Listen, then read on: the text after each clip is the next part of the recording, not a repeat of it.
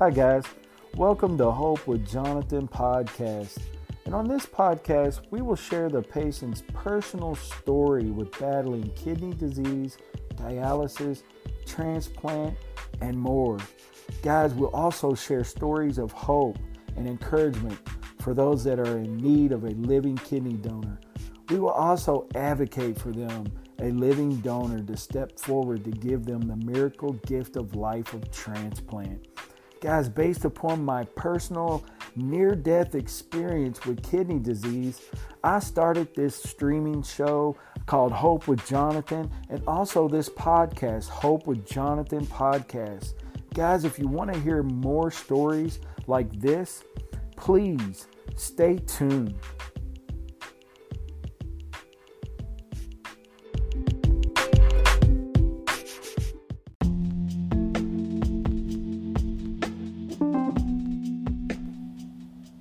Hope with Jonathan podcast is a Hope Media production.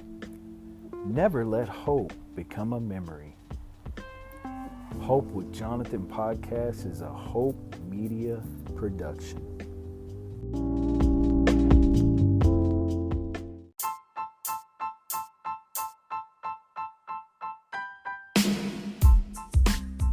Hope with Jonathan podcast is in collaboration with Impact America Media, where we give hope to patients to continue on, stay motivated, inspire, and encourage them to continue in the journey. For more information on Impact America Media, please visit impactamericamedia.com. Again, Hope with Jonathan podcast is in collaboration with Impact America Media.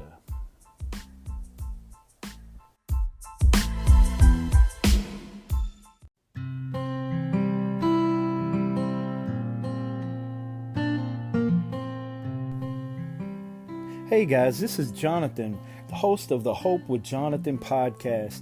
And hey guys, Hope with Jonathan now has a website, www.hopewithjonathan.com, where you can go over and find out where to follow us on all of our social media links, our podcast, our YouTube channel, and much more. Again, guys, for more information on Hope with Jonathan, you can go to www.hopewithjonathan.com.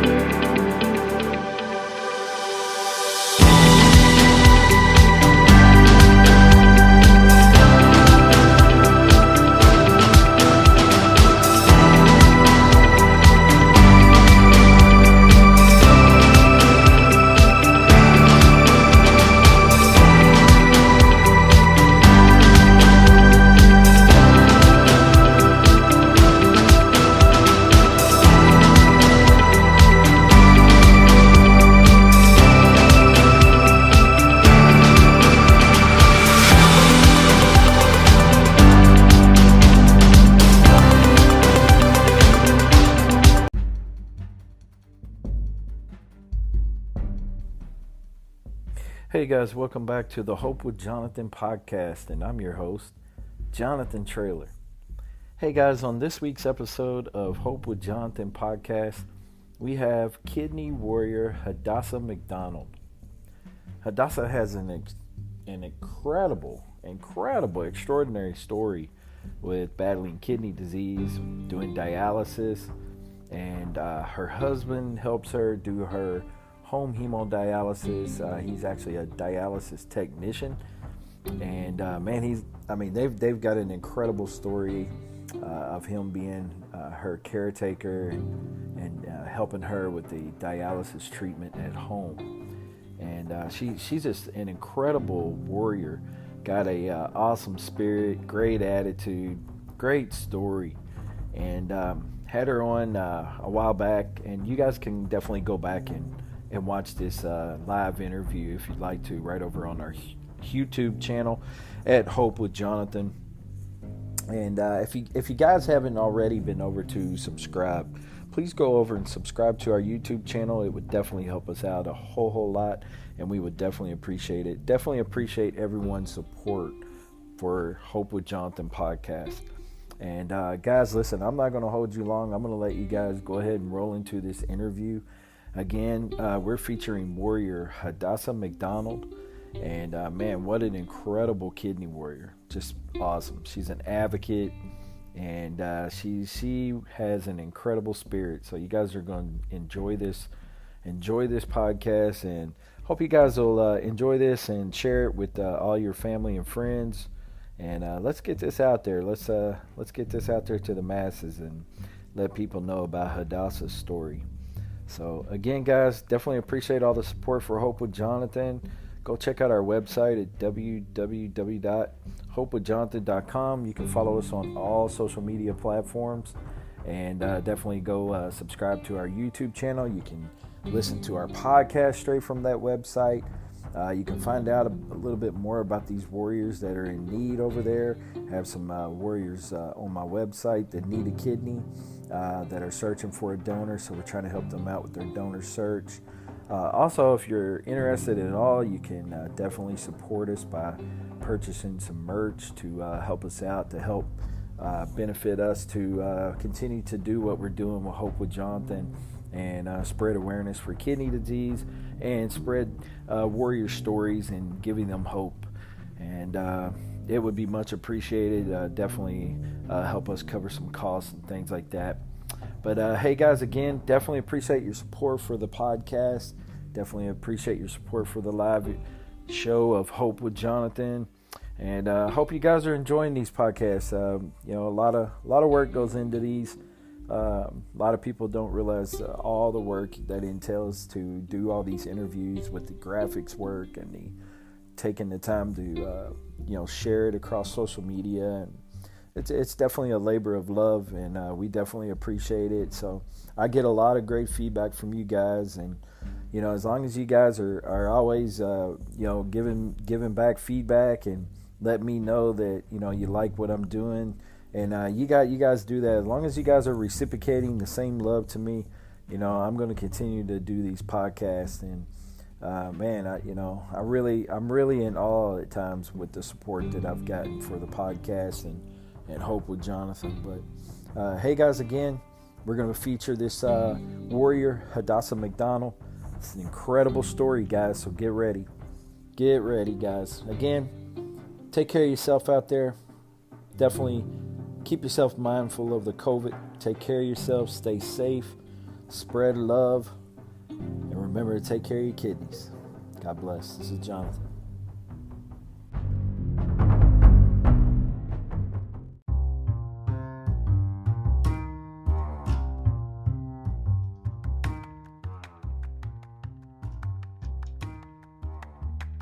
KidneyTrails.com.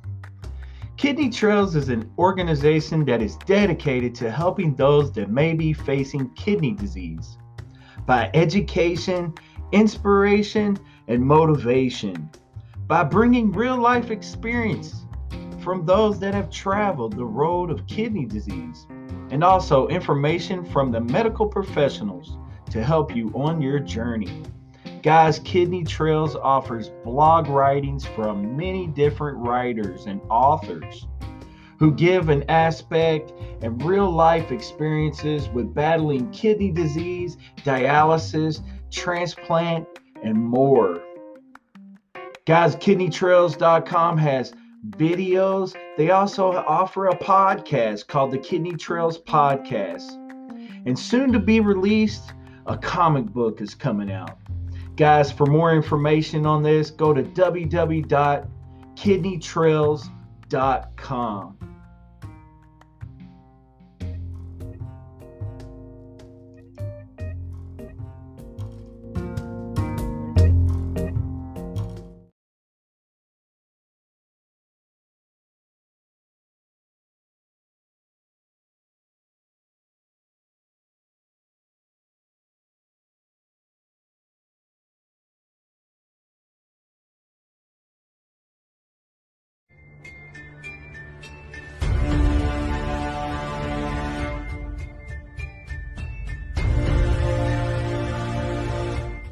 KWM is a place for all who suffer from kidney disease.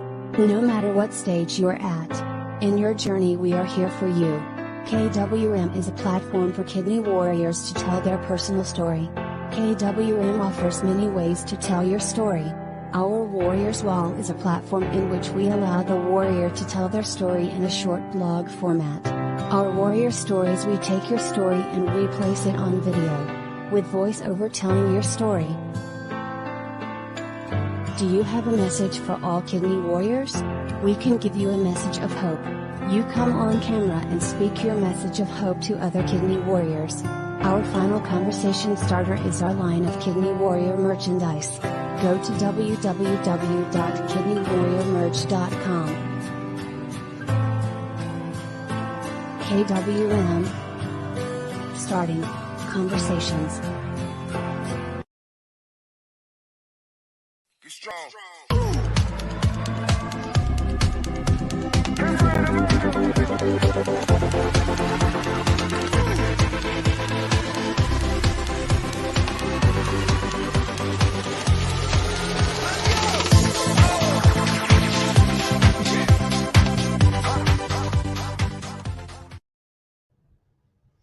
Hey guys, welcome back to Hope with Jonathan, and I'm your host, Jonathan Traylor.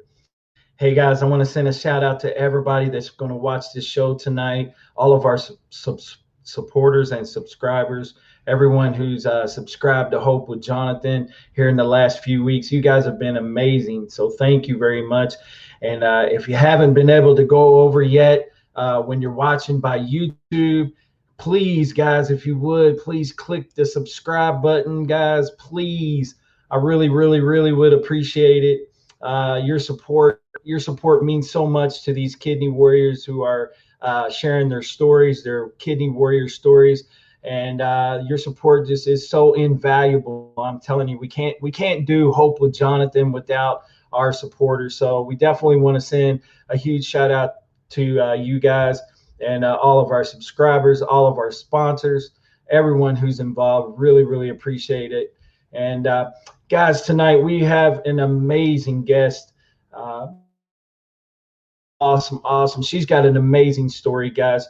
Her husband is a dialysis technician who was also the AKF 2014 Caregiver of the Year. He also, like I said, he's a dialysis technician. And she's here to share her incredible story. She's a kidney warrior who's been on dialysis, I believe, for 8 years now, guys.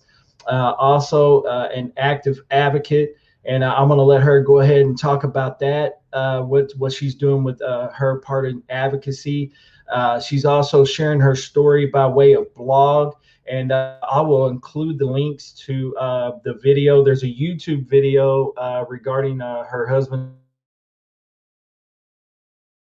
Links about her blogging that she's done and the blog that she has written.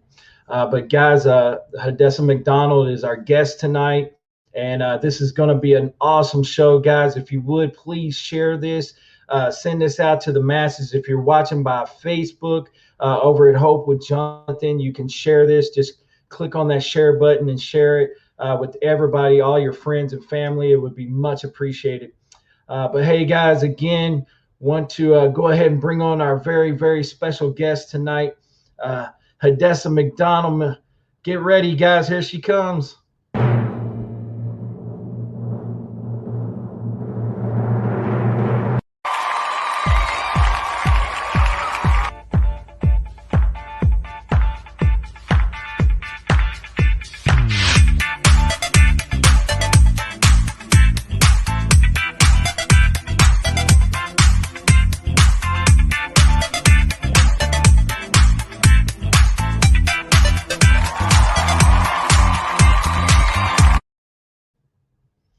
Hello, Hadassah. How are you doing? Hi, Jonathan. How you doing? How's everybody who's watching? Hi. Hadassah, I want to bring you on tonight on Hope with Jonathan to share your incredible story. Me and Hadassah had met by way of Instagram, and she had been messaging me and talking with me regarding her kidney warrior experience, and she's got an incredible story. But I'm not here to tell it. I'm going to let her go ahead and introduce herself and talk a little bit about her kidney story and her Oh, thank you so much for having me on, Jonathan. Glad to be here. Um, my name is Hadassah, and this all started 15 years ago. Um, I guess I'll start with my advocacy and then I'll get to my story. Um, I'm a subject matter expert for the Network 8. What we do is I represent my dialysis clinic, and we meet monthly with other dialysis patients from other um, dialysis clinics all over the country. And we get together and we brainstorm and we put together ideas on how we can make dialysis more, I guess, better ideas. It's all about education. I'm trying to explain it better, but it's all about education because a lot of uh, dialysis patients don't know about the other different types of modalities out there, like home dialysis, the different types. They only think that it's in center. So we get together and we put together pamphlets so that it can be distributed to patients in clinics. It's all about education. When I started dialysis 8 years ago, and this coming Friday will make 8 years. So I didn't know about the home dialysis program. I didn't know. And I didn't know that there was peritoneal dialysis. I didn't know that and home hemodialysis was available. I didn't know that. So that's why we get together and we try to put together information for our fellow dialysis warriors out there. And also transplantation as well. We put together for those in the group also, because there are also transplant recipients that's a part of our group as well. Um, so that's what I do. That's what we I know due to the pandemic, I haven't been able to do a kidney walk. So I'm hoping that I'll be able to do that soon again, because we used to do kidney walks. We did the New York City kidney walk. We did the New Mm-hmm. kidney walk. And we moved all the way to Alabama right before the pandemic started. Okay. We haven't been able to do any kidney walks out here yet. So we're hoping that they'll start that up soon. Um, I also, my social media page, I'm always looking to encourage. I'm always looking to, because I know we have a lot of bad days. Oh, for sure. There's Yeah. we just don't want to get out of bed. And there's days where we don't want to do the day. That's what I say. I'm trying to tell Yeah. my children, like, mommy don't want to do today. I don't want to do today. And they just leave me alone when I have those days. So Yeah. yeah, that's what I do. The blog is actually yeah, my husband and I wrote it. We were selected by the blogger to do our story. She actually follows me on Instagram and she saw my story and she asked to publish it. So Awesome. yeah, that was great. Yeah. Yeah. Before you share your complete story, you brought up education, Yes. and I think it's huge. We definitely need more education, regarding the causes of kidney disease and things like that. You see a lot of educational materials. You even see TV commercials on cancer, and cancer is a huge. I mean, God bless everybody, that's had to deal with cancer. It's a terrible disease. But when it comes to kidney disease, it just seems like it's pushed back off into a corner at times.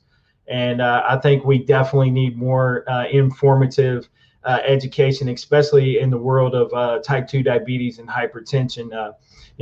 That's what caused my kidney failure. I had chronic kidney disease from years of type 2 diabetes and hypertension. So I definitely agree with you 100%. Education is key, and knowledge is power. So you definitely I'm in your corner. You got me on your team right away with that. So awesome. That's the idea.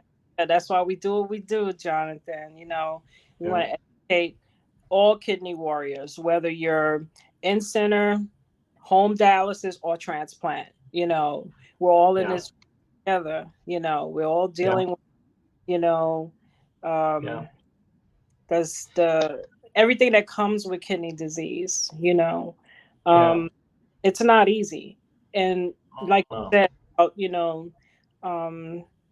cancer is like one of the leading causes of death in America. I lost my sister this last November to cancer, so I know exactly what I know all about cancer. Losing her, but I had an uncle. That passed in last December. And he had an inoperable tumor in his lung, and they couldn't operate on it. And unfortunately, he dwindled down to skin and bones, and then unfortunately he passed. And it was hard to watch. It really was. But I think everyone has had a family member who's had to deal with the C word, that we call it. But I call it. I called it a monster. When I spoke to my sister when she was alive, I would say the beast, because that's what it is. She was, I'll just say briefly about what happened with her. Sure. Her battle started in her late 20s after her last child. It began in her breast, and then they removed the breast, and she was in remission for a little while, and then it came back with a vengeance. It came back in her spine, and then it traveled to her brain. Yeah, and absolutely. My sister, oh man, she's the strongest woman I have ever known in my life, because she fought at the very end. She wouldn't take no for an answer. Yeah. When a doctor said they don't know what else they can do, she was like, no, do everything you can. She wanted to survive. Yeah. Well, that's unfortunate. I'm really sorry to hear about that and your loss. And, it's like I said, it's definitely a hard one to watch for sure. But ultimately, let me ask you this. What ultimately caused your kidney failure? Doctors believe that it was hypertension. Okay. They believe hypertension that caused it. Because in my 20s, that's when I had out of control blood pressures, out of control, where I was on medication for it. And I remember swollen feet, swollen face. But I'm thinking, because I was so busy working and just, being young and in my 20s and, not thinking of going to the doctor, Absolutely. And things like that. And looking back at the signs, I look at photos that I took, and I'm looking, oh my gosh, the puffy face. Yeah. That's nephrotic syndrome. That is a symptom. And the blood pressures. Yeah. That's fine. Yep. It's funny you mentioned that, because every day I get memories from Facebook, and it reminds me, because I see photos of me where I like you said, I had the swollen face, like my cheeks were just real puffy, and up and around the eyes, I could tell, and I just didn't look well. I looked very sickly, but at that time I thought that was me, like that was my look. I thought that's what I was supposed to look like. And now, looking back at compared to what I look like now, post transplant, and then be pre-transplant. The pictures is just night and day Yeah. compared, and that was kidney disease before, and I didn't know even what kidney disease was. Like I said, the education factor. Yeah. I didn't know about dialysis. I didn't know even what dialysis was. I had no clue. And then transplant and any of the kidney aspects of the kidney disease or anything. I had no education on it at all. So, my first 3 or 4 months, I was Google searching everything. Wow. And asking a lot of questions. And, luckily I had a great team at my DaVita that I was at, and they did not mind me asking questions. They took the time to answer any questions, and I learned a lot. So much that eventually I progressed to home hemo, and I did home hemo for a couple of months before I got transplanted. And so currently right now you're doing in-center dialysis. Are you with DaVita or Fresenius? Or are you doing home dialysis? The home hemodialysis, and Are you? yes, I'm with DaVita. Yes. Okay. Yeah. And how's that going for you? Do you are you using a next stage machine? Yes. Yeah. Okay. Stage machine. That machine, boy, has been all over the place with me. I went on vacation with it. I when my sister passed, I had to go back and forth to New York. It went with, and yeah, it's working well. I rather do home dialysis than in center, and also he's more comfortable me being at home, and he's the one cannulating me instead of someone else. But when I was in center, he was really protective, and he stood and made sure that the technician was doing it right. Yeah.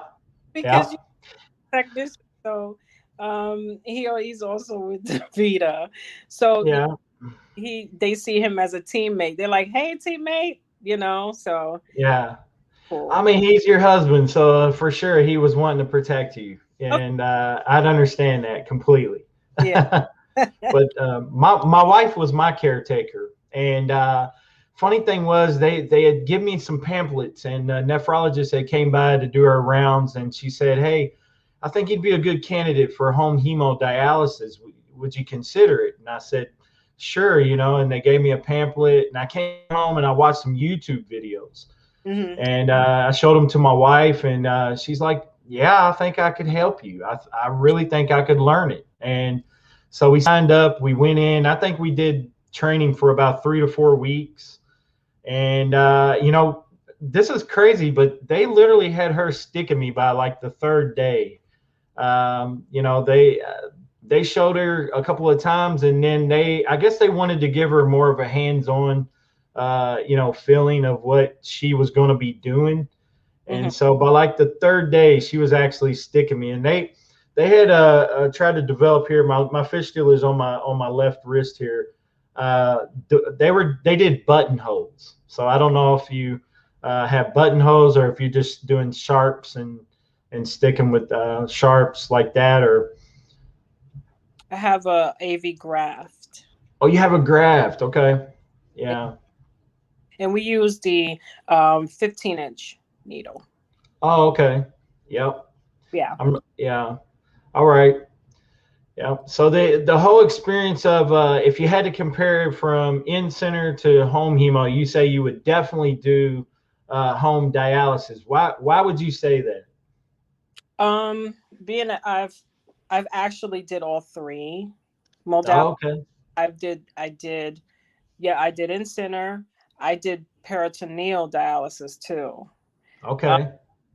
I will never go.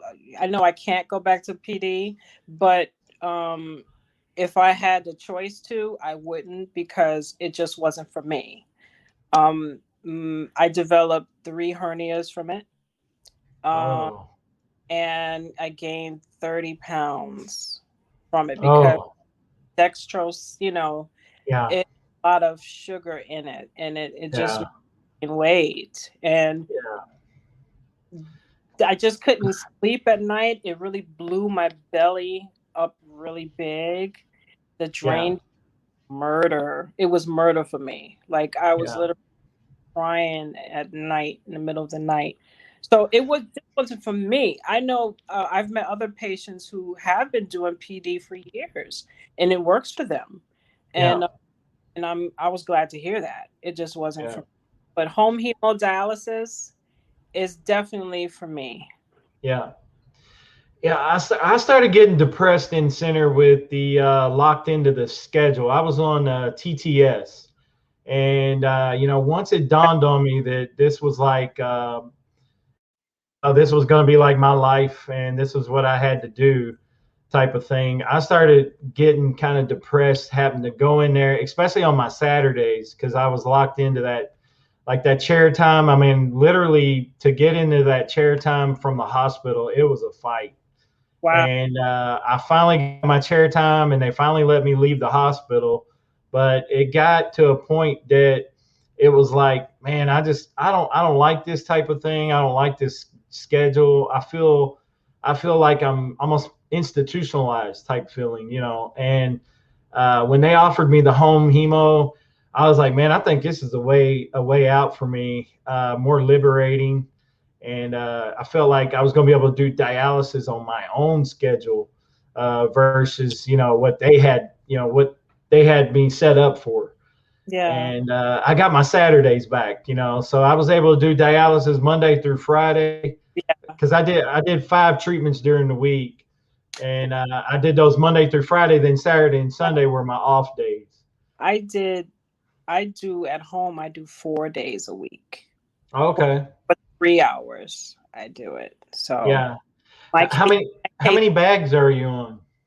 I don't do the bags. We do the line. Oh, okay. We don't do the bags. Oh, okay. Yeah. Yeah.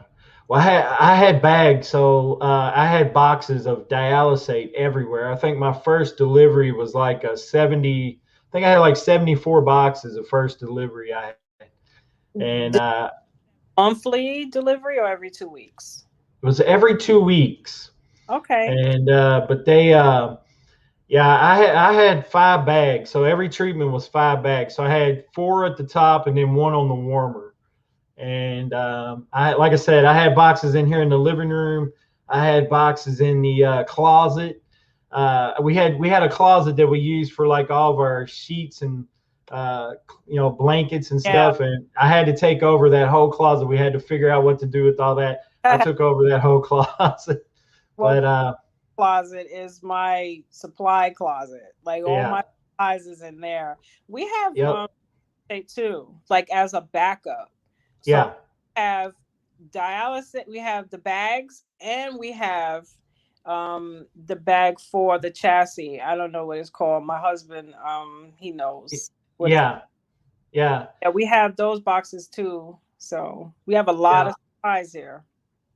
Yeah, we had a lot of supplies as well, and I found out that organization went a long way, because it was just really, you had to be really organized with it, because you just didn't want to be having to go through boxes and try to find syringes and gauze and this, that, and the other. So me and my wife strategize, and we come up with an idea of using these plastic tubs with labels on them, so we knew what everything was and what we needed. And I also would set up the night before for my next treatment for the next day, because I found out there were some ways you could kind of cut some corners to cut off some time.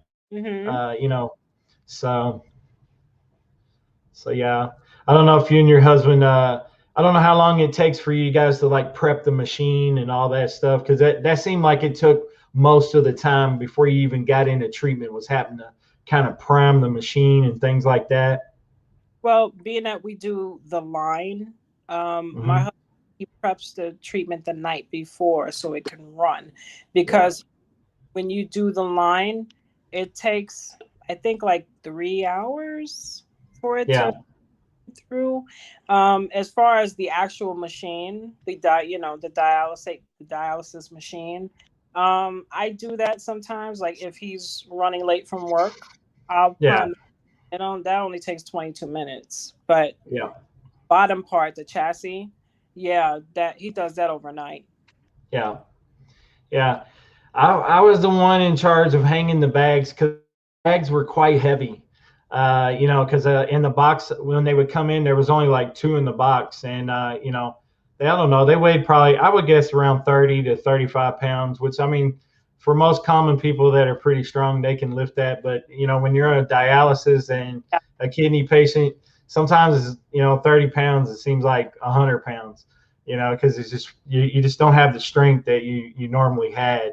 And yeah, so every time we brought in the supplies every 2 weeks, that was like my workout day, because they bring it in here in the living room, and then I'd have to go through and reorganize everything how I needed it, in my apartment. And it was tough, but I had kids, and my kids got involved and kind of helped me and my wife. They would help me get involved. So it definitely takes a team effort. It does. It does. That's why Yeah. I'm glad that, I'm in good hands. My husband, is what he does for a living. He blames me for his career.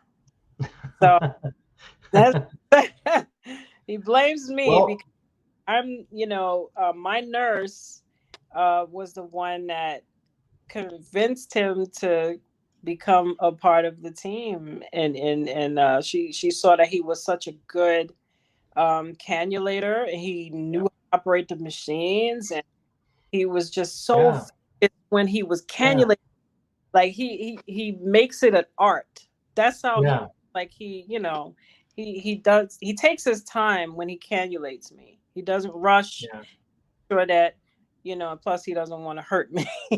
yeah, So yeah. he's good. He's good. Well, as I had mentioned before, he must be really, really good at what he's doing, because he received an award from AKF as the caregiver of the year in, what'd you say, 2014? You say? Yes, I Yeah. snuck, he knew nothing about it. I saw the ad on Facebook, and I I said, okay, let me submit our story and see what happens. Sure enough, AKF got back to me and told Mhm. me that they had chose him. So Oh, saw the video. I mean, he still goes above and beyond. Nothing has changed. It's just that he don't do those jobs anymore. He's a dialysis technician now. So yeah, yeah, yeah. I had some really good dialysis technicians in center. I had a couple that I can't say that they were great, but I had some good ones in there, and they were the long term. They were the ones that were there for like 20 years, you yeah, know, and they never rushed. They took their time. They acted like sticking you was not it wasn't an issue for them. And you can always tell some of the newer ones that come in, it seems like they were always in a hurry. They were trying to rush and try to get you on the machine as fast as possible. yeah, And but the ones that were seasoned technicians, you could tell that, like you was mentioning, it was more like an art to them. And they really took it serious. So I definitely think whenever you're doing dialysis, it definitely should be done in with patience. of Uh, course, yeah.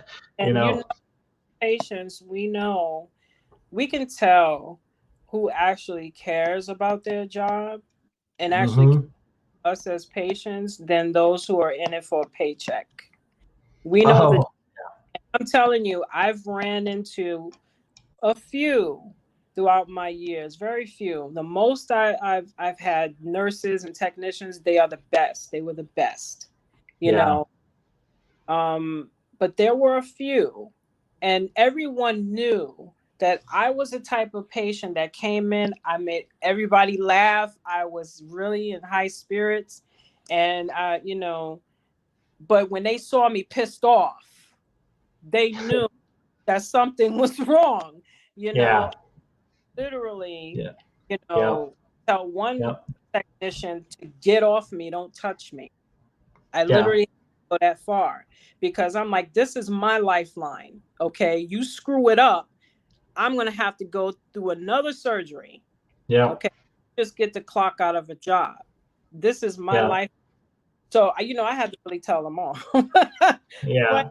But that's why the FA, when they reached that far, they really took it seriously. They handled it. So Yeah.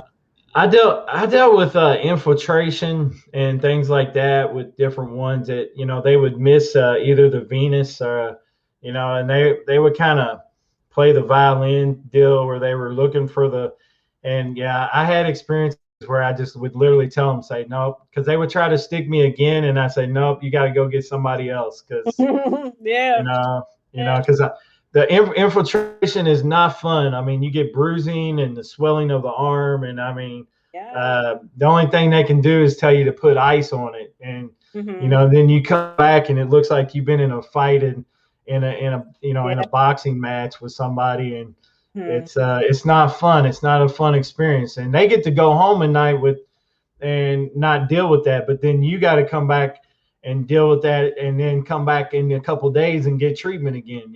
So it's hard. My life, so exactly. I've seen people their fistula get messed up, and then they have to go in and get another one put in, or a graft, or they got to get an emergency central line put back in. Because their fistula gets messed up because too many times of people messing up, infiltrating and messing it up, So I teased one tech. I said, I'm gonna get a tattoo of where you guys need to stick me, and because the the vascular surgeon came over and showed them specifically. He had a mobile vein mapping machine, and he showed them specifically where to stick me, and he had no problems at all. And he took a magic marker and marked it for him even, and but I told him, I said, I'm gonna get a tattoo now. That way they know where to put it. Yeah, that's crazy. Wow. Yeah. I remember the vascular surgeon that I was seeing back in New Jersey when we lived there. She was the best. I'm telling you, like before her, I used to have like massive swelling in my arm where my graft is, and other vascular surgeons didn't know where the swelling was coming from. So one kidney walk, her vascular clinic had a table, so we went up to their table, and me and my husband started asking questions. And so we took a pamphlet, and then sure enough, we took the drive because her office was far away. The drive, and sure enough, she figured it out. It was a narrowing up here, all the way up. Yeah, it was a narrowing. So what she did was she went in and she put a balloon there. Oh, okay. To open it up. The vein, yeah. She opened the artery, and all of a sudden my arm went down.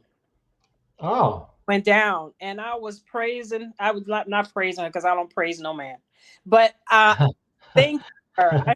Thank you so much. Like I feel so much relief, like for the first time in a long time, in years. So I'm telling you, if you are a dialysis patient and you're experiencing swelling, and you've gone to vascular surgeon after vascular surgeon, don't let them keep putting stents in your graft or your fistula. Go to, ask and see if they can just check and see if there's a problem up, higher up. But you never know. Sure. Absolutely. I'm telling you, I went to many vascular surgeons. They didn't know. Yeah. That's a great point. Definitely with the, your vascular surgeons and stuff like that. But like you said, sometimes you say they don't know. I mean, I guess a simple may be able to show them something, Yeah. Did you ever have to go in and get the you've never really had a fistula before? You ended up with just a graft? a graft because my veins are very small. They wasn't able to Okay. fill it in. Yeah. Yeah. And you haven't had any complications with your graft at all or anything like that? No, in the beginning, 8 years ago, when I was told by my nephrologist that it was time um, for dialysis, Yeah. to a surgeon that I really regret going to.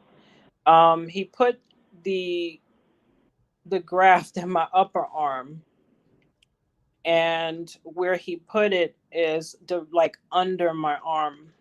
You know, it's a part of the graft is actually under my arm. Oh, wow. My under my armpit. Some of it That's is on there. So that's that sounds uncomfortable. it is. It still is. They can't take it out. So I have to live with it now. Oh. That graft only lasts for 2 weeks. It collapsed. So Oh, wow. I had to go in.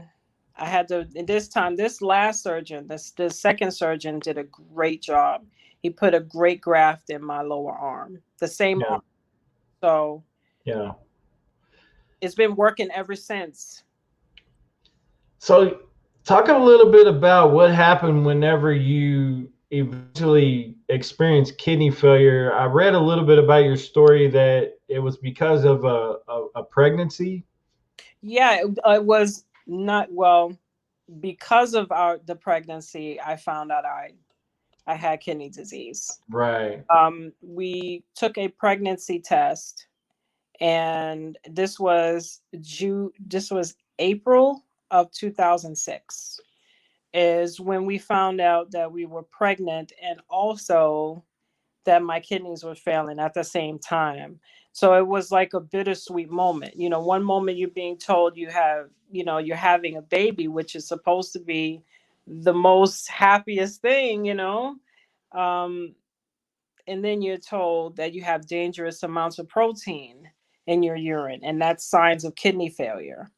So when the OB clinic told me that, well, the GYN OB, clinic told me that, they said, we won't be able to treat you here. We're gonna have to send you to a high risk clinic. So I had to go to a high risk OB clinic, and from there, they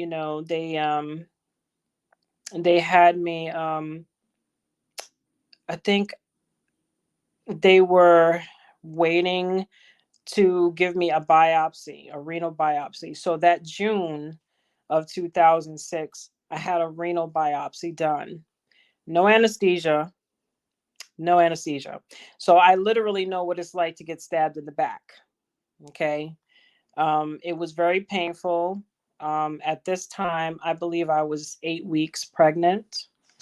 Um, it was very, very painful for me. Devastating experience. They went in to take a sample of the kidney.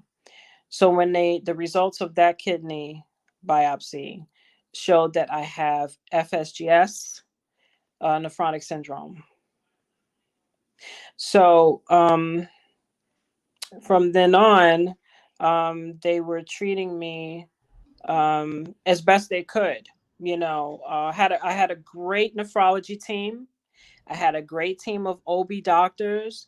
I had all of those doctors working on my behalf. And I'll fast forward to um, when I was 21 weeks pregnant. When I was 21 weeks pregnant, I went in for a regular OB checkup, me and my husband. And Mhm. when we went into the office, they take your vitals. And I noticed that, the doctor came in and he looked really concerned. And he said to me, Mrs. McDonald, your blood pressure is 200 over 180. Oh my Looked, God. he looked and he said, I don't know how you're walking right now. And I'm looking at Exactly. him like, what? So he told my Yeah. husband that, Yeah. please go get the car, bring the car around, take your wife to the ER. He said, Mrs. McDonald, you're going to leave the hospital with your baby. When he Wow. said, I said, okay, I'm 21 weeks. A baby is supposed to come. What? You mean I have to be in the hospital all that long? So they admitted me. So I was on hospital bed in the hospital. I was on bed rest in the hospital from 21 weeks to 34 weeks. Oh my gosh. Yeah. Yeah. And I developed gestational diabetes along the way. Like yeah, thank goodness it went away after childbirth. But yeah. And you, Jonathan, I have to say, my daughter, if it wasn't for her, I would have never known. Wow. You didn't have any symptoms with the high blood pressure at all?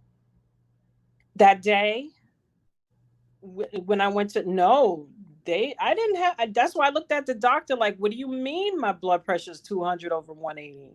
I didn't feel anything. I was okay. Wow. Yeah, because that's like, that's stroke stage right there. I mean, you're really blessed that you didn't end up having a stroke from that or heart attack, from that. I think that's why he was looking at me like, you shouldn't be alive right now. Yeah. So toward the end of my personal story, I had a near-death experience with kidney failure. My blood pressure was up there, in that area. And the only thing that would bring it down is I would go for walks. And, and then I would come back. I'd walk 2 or 3 miles and I'd come back and it would drop right in the 160s over maybe 90. Mm-hmm. And then as soon as about 2 hours would go back, it'd be back in the upper 200s over, really high, like 110, 115 bottom number. Yeah. And I felt terrible. And I just thought I had high blood pressure, and no, at that point, I really think I was at probably like stage 3 or 4 kidney failure, kidney disease, and then ultimately within no time at all, I was stage 5 ESRD in the emergency room with, I had problems breathing. My heart was beating out of my chest. I thought I was like, my breathing was like I was running like a marathon. And, and then next thing I know, I'm on a helicopter. I'm heading to another city to get dialysis. And man, it like we had talked a little bit about before pre-interview, it was the scene out of your favorite, ER television show. My favorite. Yes. Yeah. Yeah. But wow. But literally, it comes down to, like I said, education. It goes back to education. And I had white coat syndrome. I did not like doctors. I didn't want to be around doctors. Doctors caused me anxiety. And I couldn't stand being around them. And now some of them are my friends. Unfortunately, or actually fortunately, because those doctors saved my life. Yes. And they continue to do so. And I had to learn how to accept and let people, and trust them and let them treat me. And it was tough for me to do at first because I just had this real fear and anxiety of doctors and medical care. Yeah. And I really had to break down some of my mental barriers that I had against healthcare in general. But of course, when you face kidney failure, you're in a whole different dynamic. So you have to learn how to break those down really quickly, or you're not going to survive. That's right. That's right. One thing I've learned throughout these 15 years of being in this battle is no one is going to, no doctor, no nurse, no technician is going to make me feel like I don't have a right to express my concerns, my opinions, or anything. That's one thing I had to learn is you have to be tough. Because, I've had nephrologists where, they really didn't allow me to have an opinion. And they, I wasn't like I didn't know anything. Yeah. And I had to fire them. Okay. I fired 2 nephrologists. Okay. Yeah. And the one that I had that got me through both my pregnancies, she was the best I've ever had. And I had her for years. She got me through it all. And I'm very fortunate that I have a good one now. When we moved to Alabama, the one I had, because it was in the middle of the pandemic that was going on. So we did a lot of telehealth. We did one telehealth visit, and he seemed okay, but I noticed that he was trying to change my prescription, to do home hemo. He wanted me to do 5 days for 4 hours. I said, whoa, whoa, whoa, whoa, whoa. I said, I've been doing 4 days for 3 hours, and my AT over V is perfect. So why change what's not broken is what I said. So he said, well, this is my prescription. All my patients have it. I said, well, I'm not all your patients. I'm an individual, and that doesn't work for me. I have kids. I homeschool. This is what I told him. I homeschool full time. I'm a full-time mom. I homeschool. I'm not like your other patients, maybe grandparents and stuff. Okay. I said, I have a life that I want to live. Not grandparents don't. Let me tell you something. When I was in center, I've seen, older people, one gentleman, he would get up from his treatment and he would go right to work. Some people, hey, not knocking older people. That's not what I'm saying. No, I know. I told him that a lot of kidney disease patients are up in age and they are retirees. So, but you have younger ones more and more coming in. A lot of us, we're switching to home hemo, and we do have, some are in college, some are parents, and we don't have time on the machine all day long. We have a lot to live. So he said, well, that's just the way I have it, just the way I have things going. And, like he was a bully, and I didn't let him bully me. I think it's because I'm originally from New York. Okay. I think the New York, the Brooklyn came out of me that day when I was talking, because I said, listen, one thing you're not going to do. I said, you're new on the scene. You're new with me. Okay. You're just getting to know me and my situation. Okay.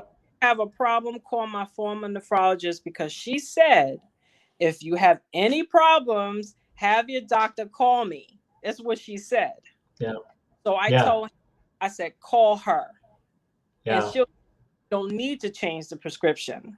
Right. So enough, he did that. And he didn't change it.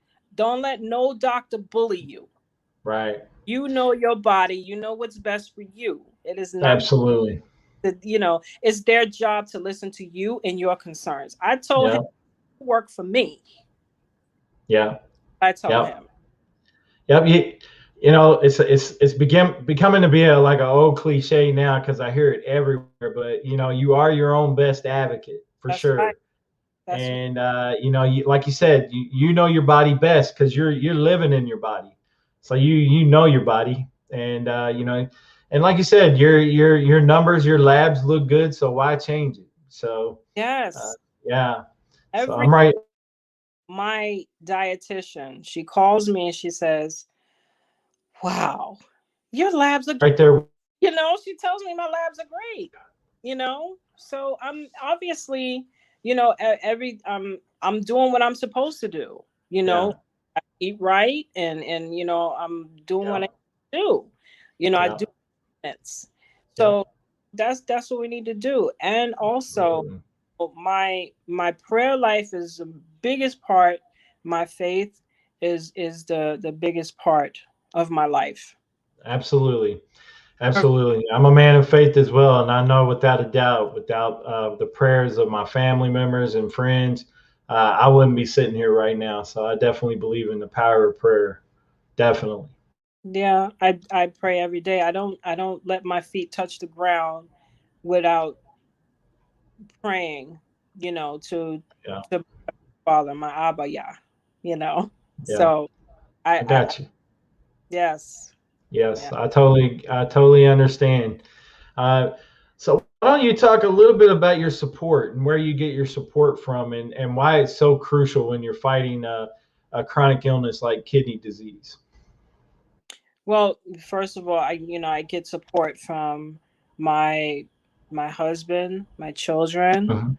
um, Mhm. my biggest cheerleaders. Um, my daughter is going to be 15 this year, and Okay. my son, he's going to be 12 next week. Oh, well, So happy birthday early. yeah, my babies, they're my strength. You know, they Absolutely. they help, especially being older now. They're a little more independent, so they go, "Mommy, they actually make breakfast for me now." You know, Oh, that's nice. That's nice. you know, and they've been great. And also my brother, he's been a great support system for me. My niece and my nephews, my mom, those are the people in my corner. They're Yeah. in my corner. Yeah. And I like that. I like a little tight circle. I'm not the type to have all these people, and I'm an introvert. So I hear you. I hear you. No, I keep a tight circle too. hmm And some people are associates and people that I talk to, but my true friends are in a tight circle. And yes, so they know who they are. Trust me, they exactly. know who they are.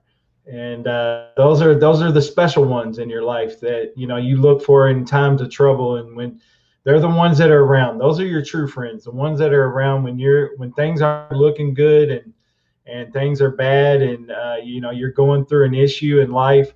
The people that are in your circle are around you. Those are your real true friends. That's And right. yeah, Those those people, whether they're family or friends, that's right. those that check up on you, especially knowing that you're battling a chronic illness. Yep. They check up on you. It may be a text message, a call, or even on your social media. They'll pop up on your Yep. comment like I'm with you all the way, or well, how you doing, or whatever. Those are the ones that care and truly love you. Those are Yes, I totally agree with you.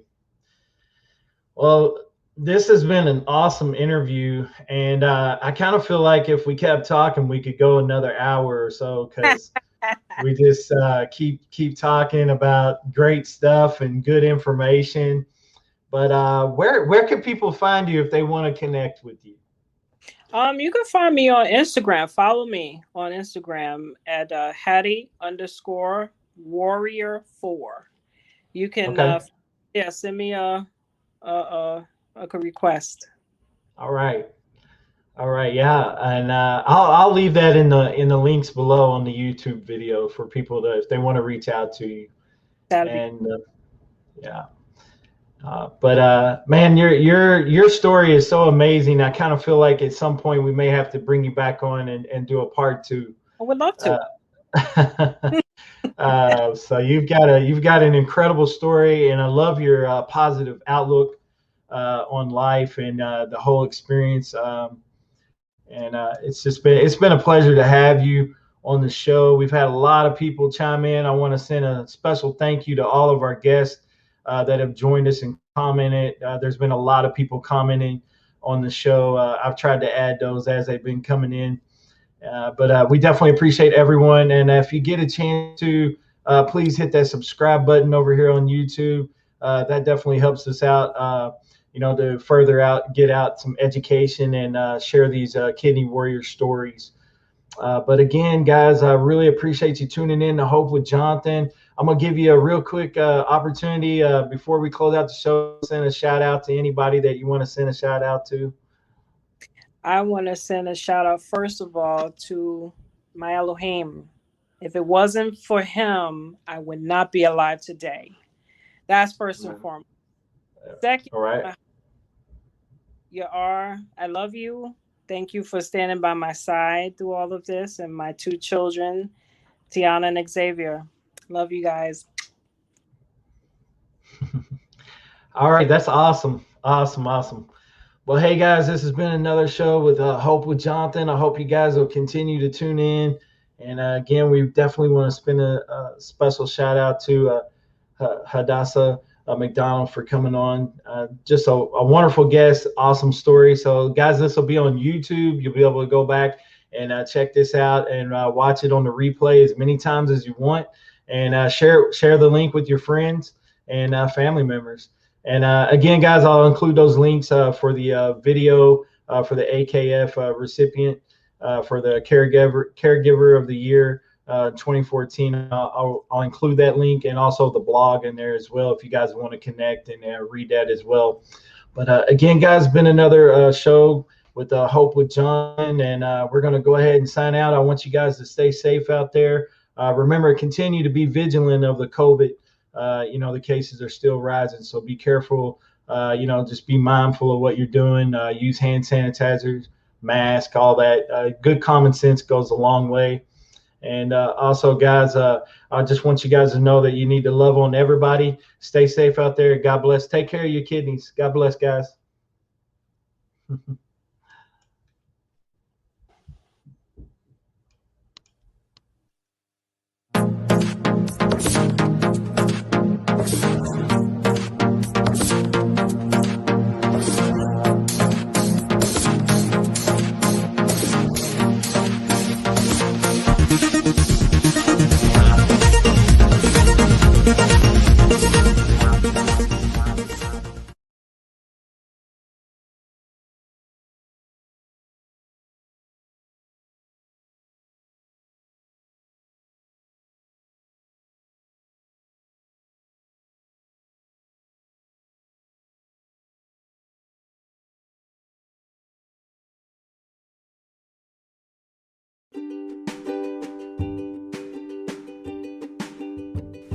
Hey guys, go over to www.kidneywarriormerch.com.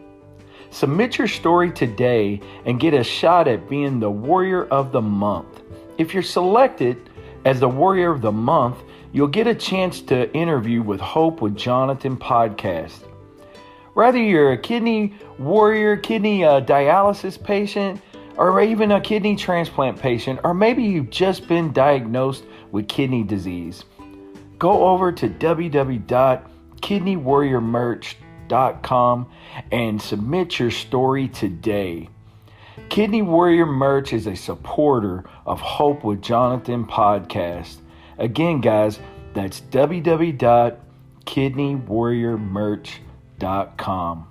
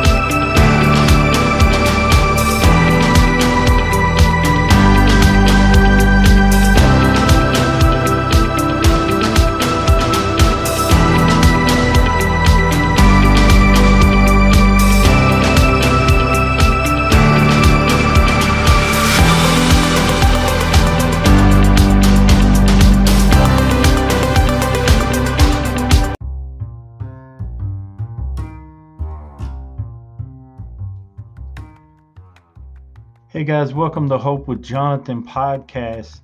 Thanks for all the support for the podcast, also for Hope with Jonathan. Definitely appreciate it. If you're interested in helping out and supporting what we're doing with Hope with Jonathan and the Hope with Jonathan podcast, you can definitely do so by clicking on the listener support.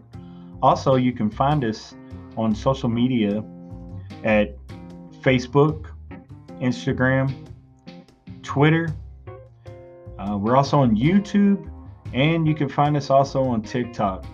All you have to do is type in Hope with Jonathan, and you can find Hope with Jonathan podcast. You can find us on almost all platforms, mainly on Spotify and Apple Podcasts. We're on some others, but feel free to find us on any platform that you can. Thanks again, guys, for tuning in and listening to Hope with Jonathan. Appreciate your support. Thank you very much.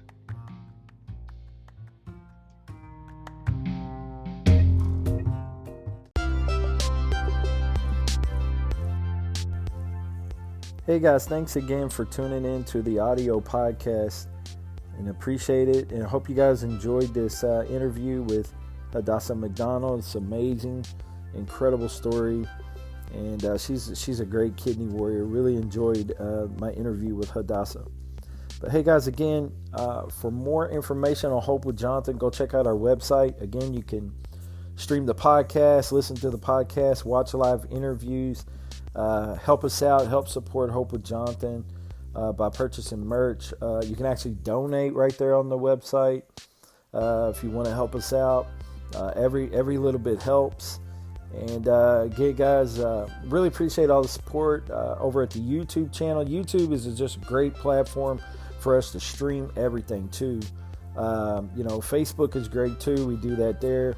Also, guys, for the audio podcast, if you want to just have a way of keeping up with the audio podcast, Facebook has integrated a new thing where you can, it's integrated. So at Hope with Jonathan podcast, yes, I do have two separate pages. I go live from Hope with Jonathan. Okay, Hope with Jonathan's where we host the live show, and Hope with Jonathan over on YouTube is where all the lives go to. And then the Hope with Jonathan podcast are the audio clips of the interviews. And we release those for people that stream like on Spotify, Apple, YouTube, so many different platforms that you can stream a podcast from. But like if you're on the go or you're at work or whatever you're doing, it's great to be able to have a platform to easily access to listen to the podcast. So we stream those right over to the YouTube channel. And so that makes it easier. So you got the labs over there, you got the podcast. So all you got to do is, if you subscribe to that YouTube channel, you can get all of it at one time, and any extra project that I'm involved in. But what Facebook has done is they've integrated onto the actual page of your podcast. So I have a Hope with Jonathan podcast page over on Facebook. And what happened is they integrated the link where you can actually go over to the podcast page on Facebook, and they have it playing. So each time that I release a brand new episode over on Facebook, you can basically go to that page and you click on it, and you can listen right to it. You can listen right to the new podcast right from the Facebook page. It's an incredible way of getting the podcast out there, and it's really cool. They kind of got an interactive, like a video playing behind where it's kind of interactive, and it looks really cool the way that they've done it. So it's a great feature. So if you're not already following us over on Hope with Jonathan or Hope with Jonathan podcast, please go over and check it out over on Facebook. Again, guys, you can find us on most social media platforms: Instagram, Twitter, TikTok. We are on LinkedIn, which is a huge platform. I'm on a few others, like Snapchat, Tumblr. I've even got an account on MeWe, WhatsApp, and maybe a few others. But guys, listen, I'm just trying to spread as much awareness as I can, utilize as many platforms as possible. But again, guys, your support has been incredible. Without you guys, we're nothing. We wouldn't be where we're at without your support. So definitely need you guys, and love you guys, and respect you guys. Definitely appreciate you, and hope you guys stay safe out there. Remember to be mindful of the COVID, and love on everybody. We live in a time and era where, it's just things look dark and dreary, and bleak, so to speak. And we need as much love and spread as much love and care to as many people as possible. Love for the win. You know, love heals, and love is a great thing. It's a powerful thing, and we have to know how to utilize love, because it's a gift.